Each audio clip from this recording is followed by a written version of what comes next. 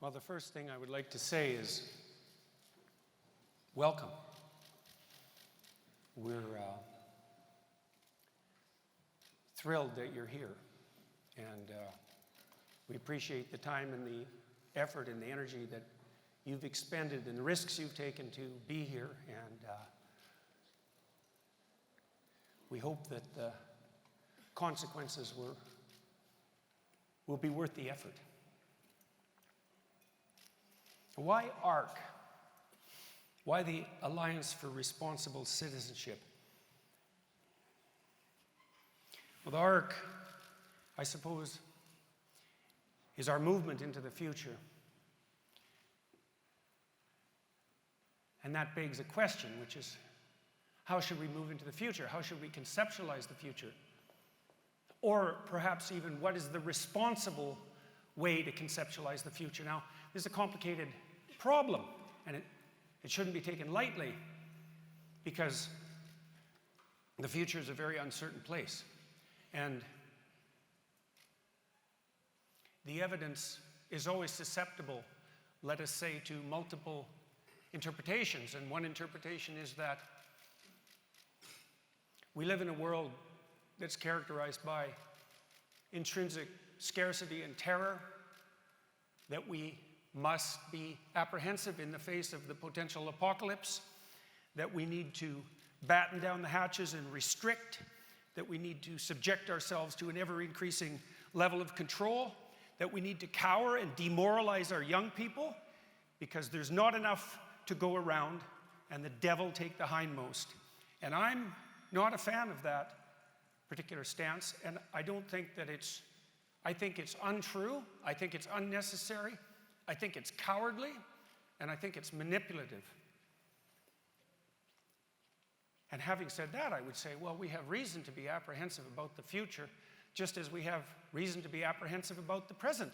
We are fragile creatures, mortal, vulnerable, and we know that as we look forward into the future with a sufficiently long horizon, that the worst of all possible fates will befall all of us. We'll all disappear. Everything we know will vanish. And so you might think, well, why not despair in the face of that? And why not turn away in cowardice and confusion and terror? Why not give up all hope and responsibility? Why not abdicate that to those who might help, provide us with what we want as a consequence of our whims and alleviate our divine responsibility? I've been reading the book of Job recently and writing about it. And the story of Job is a story of a man who's tortured beyond any reasonable limit. And I would say that's the story of each of us, at least at some points in our life.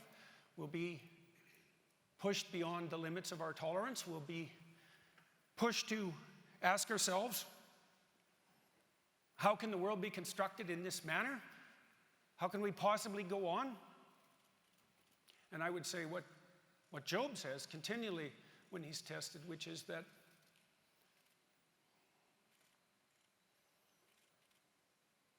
we have the responsibility, and not the naivety, right? The responsibility to face an uncertain future with faith and courage. And that faith doesn't mean the willingness to believe preposterous stories designed for naive children. It's the faith that's necessary to confront the future properly is indistinguishable from courage. Like, what could be? Well, the worst we can possibly imagine. What else could be? The best we could possibly hope for. How do we determine which of those two potentialities make themselves manifest? Well, we do that as a consequence of faith. We make the presumption that despite the evidence that might present itself to us about the fundamental hopelessness and meaninglessness of existence, to take the nihilistic stance, that the fundamental, essential aspect of being itself and of human being is positive and noble and worthy. And to act in accordance with that as an axiom, to decide that that's worth staking yourself on, because you're going to stake yourself on something, or you'll stake yourself on nothing. And that's not a wise decision.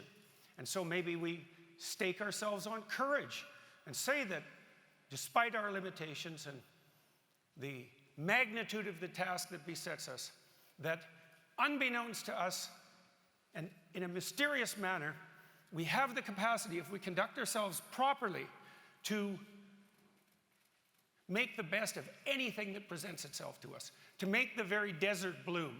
And that's a different vision than the zero-sum Malthusian nightmare that's been presented to us. Is it not possible that if we each brought to the world what we could bring to the world, and that if we all cooperated in the manner that that bringing forth would enable, that we could still wreak untold miracles? We've done that continually in the past.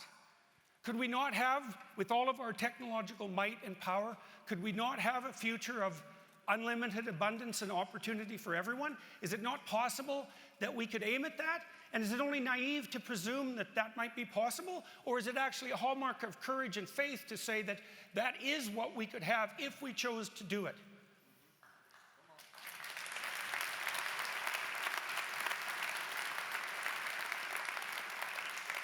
And so that's faith. And then you might say, well, how is that aligned with responsibility? Well, one of the things that I've learned, there's a biblical story, another biblical story featuring Abraham. And Abraham is born into what you might describe as the socialist utopia.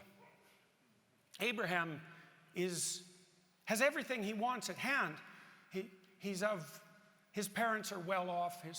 His tribal group is flourishing. Abraham has no reason to move out into the world and to do anything. He has everything he needs at hand. If his needs are construed, let's say, as the needs of an infant who's dependent and needs merely to be satiated, and Abraham hears the voice of his ancestors, right?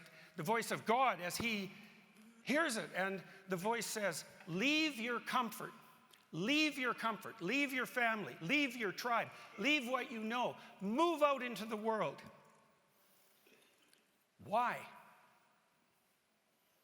Because you could have the glorious adventure of your life instead of the infantile satiation that has encompassed you.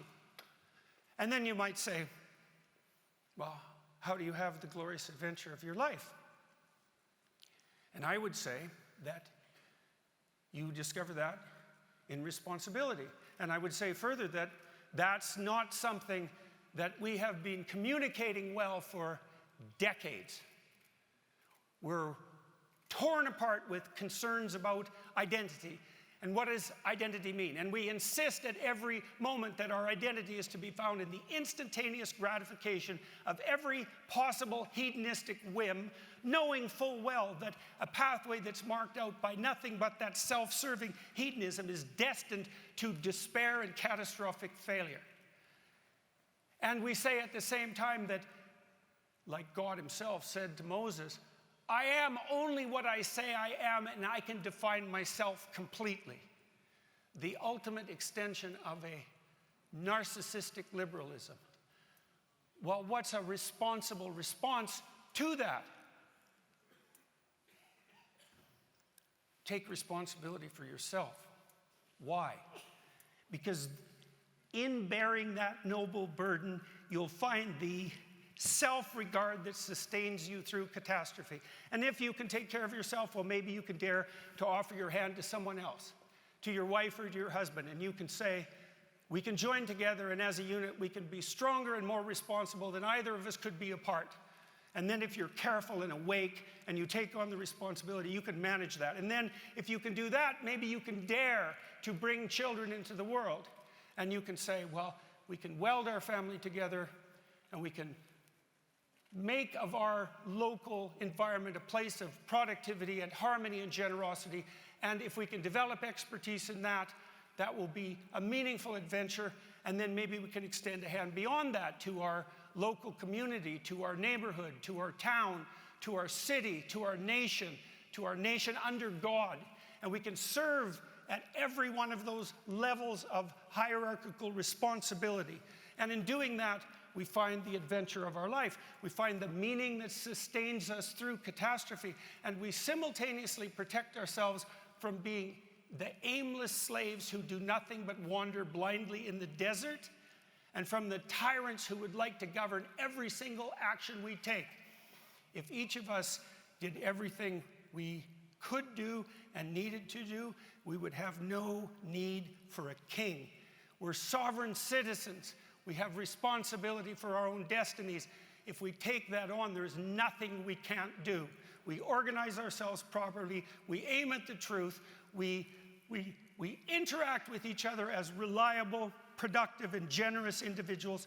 We engage in the proper sacrificial service that enables the community. And we tilt the world towards heaven and away from hell.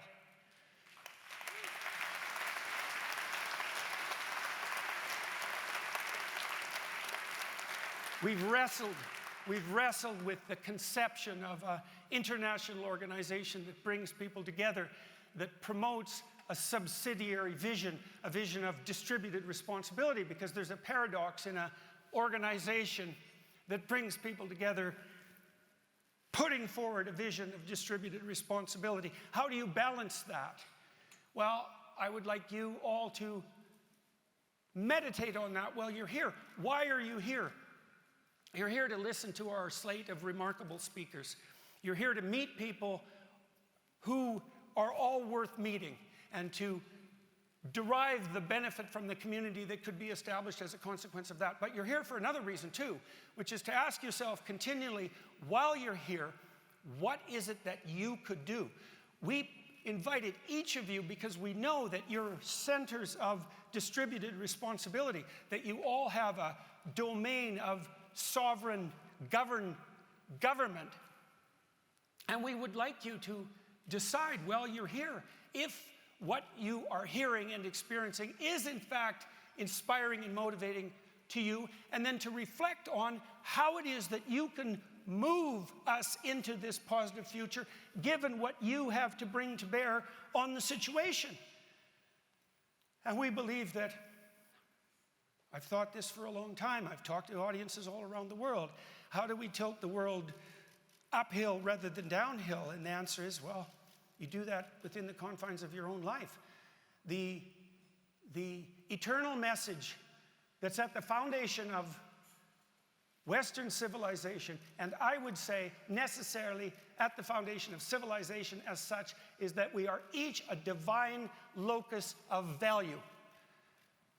Right and responsibility. And if that's true, then we each have a cardinal and irreplaceable role to play in the destiny of the world. And I also believe that's true.